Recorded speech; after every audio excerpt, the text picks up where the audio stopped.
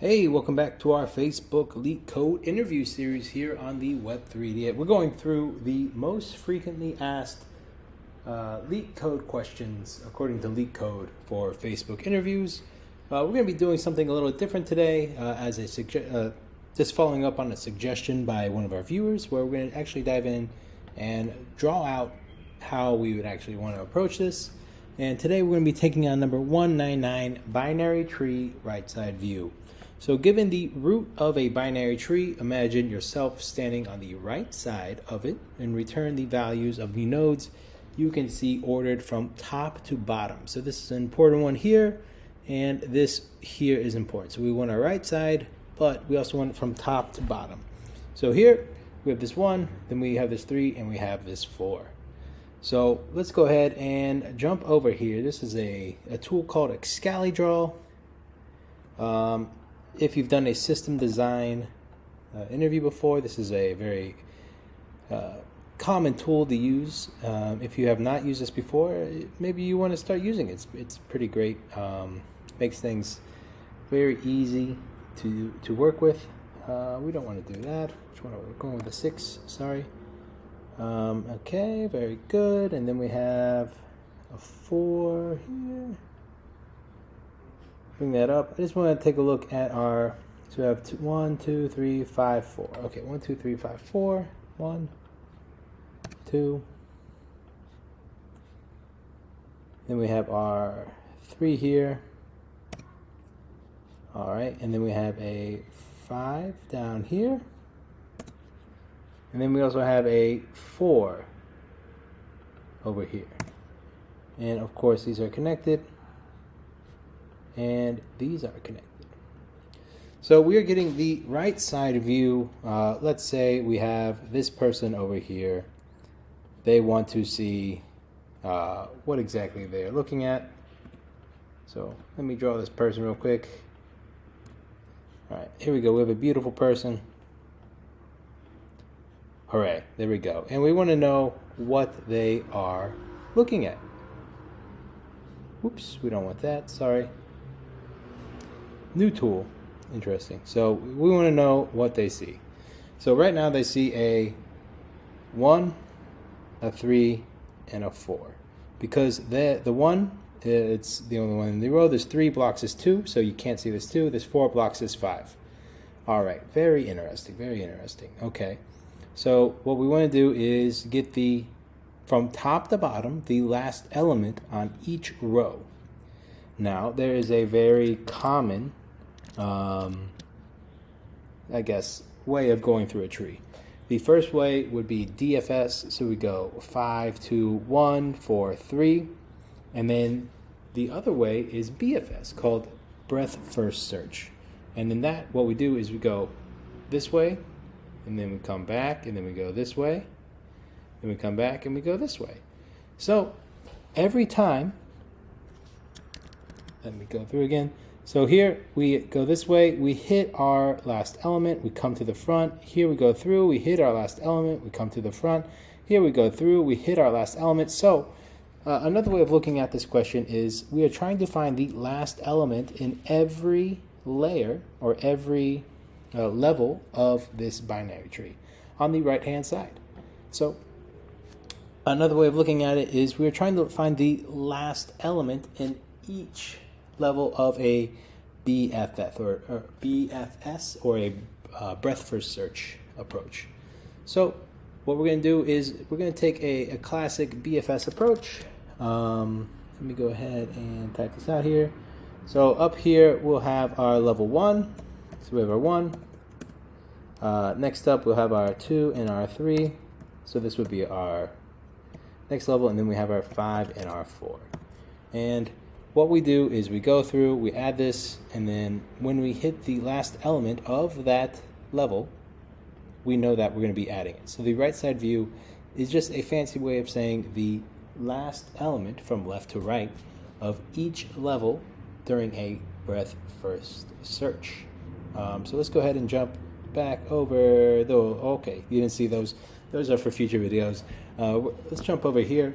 So let's actually go ahead and go through this. So first up, we want to break out first. So if we don't have a root, what we want to do is return an empty array. I'm just doing this to break out early in case that happens. And then we also want to keep track of our result. So let our result equal an empty array. This is where we'll be pushing the last element that we see on each level during the BFS. This is a medium. I don't know why it's a medium, but if you know the trick, it could be an easy one. Then we're also going to have our queue. So here we go. We have our queue. In our queue, currently, we'll have our root here. And then what we're going to do is do a classic while loop. So while our queue.length is greater than 0, this is just a BFS approach. If you do not know how to implement BFS, you should really look into that. It should be something in your toolkit that you should be able to pull out really quickly and apply to a different situation. So right now, we are taking a modified approach to a BFS approach, a modified approach using BFS. So what we're doing is, instead of getting every element on the row, we're just going to get the last element on each row. So let's see. First, of course, we're going to start out with our level size. So const level size is equal to our queue.length. So what this does, it's going to tell me how long each level should be. So when I shift elements off the front, I have a track of how many elements are left from that level. And when I get to the level size -1, that's when we know we are at the last element, and we'll push that value to our result. So we have our level size is that. And then we're going to do a classic for loop. So for let I equal 0, I is less than level size. I is incremented. And then we're going to go ahead and grab our node from our queue, and we're going to be using the shift method.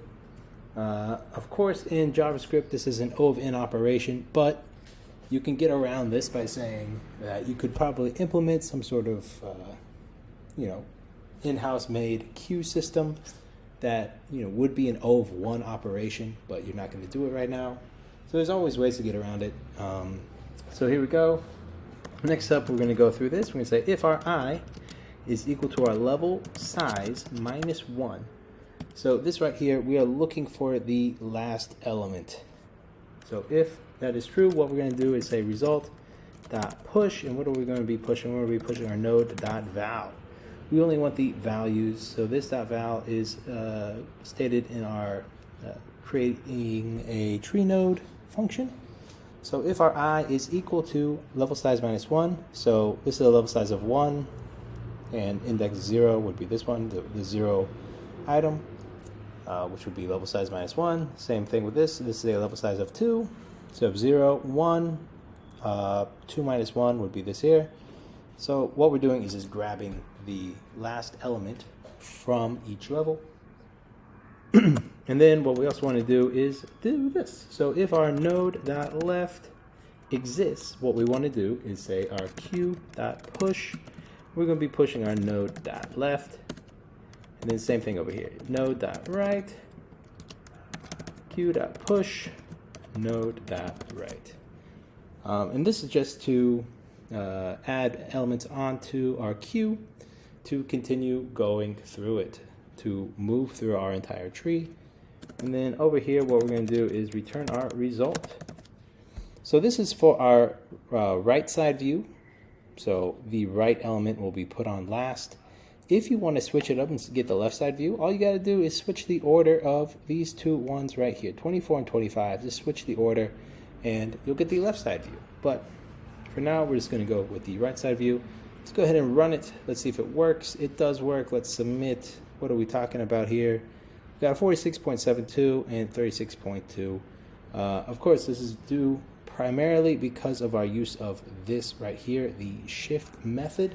But during an interview, make sure that you say that there is a way to create a custom queue. There is no queue inside the JavaScript language that comes out of the toolbox right away, but there would be a way to create a custom queue, and you're going to assume that you have created this already, or that it already exists in Sorry, I'm talking too much. It already exists at the company. So, yeah, there's always a way around it. Yeah, so just say that. And then, yeah. So pretty straightforward. So over here, let's see, we have O of n. Let's see, our result would be O of n if it's a completely right-sided tree. It'll also be O of n. So we have our space complexity of O of n. And then over here we have our time complexity. This would be O of n. But, you know, that's with the assumption that this here, this dot shift, is actually an O of 1 operation, as it is in some other languages. But in JavaScript, it's O of n. So technically, this is an n squared runtime. But make sure you tell your interviewer that you could implement an O of 1 shift, an O of 1 queue, if you had more time. And you're just going to assume that you're just going to assume that it will be an O of 1, even though it's O of n. So this would be O of n runtime with this assumption here. Yeah, so that's how you do question number 199, binary right side view. Sorry if that was a little weird today. I'm still getting used to adding this new feature using XcaliDraw. So we'll see how it goes. Yeah, and hopefully you enjoyed it. It's only going to get better, my use of XcaliDraw as far as explaining these questions go.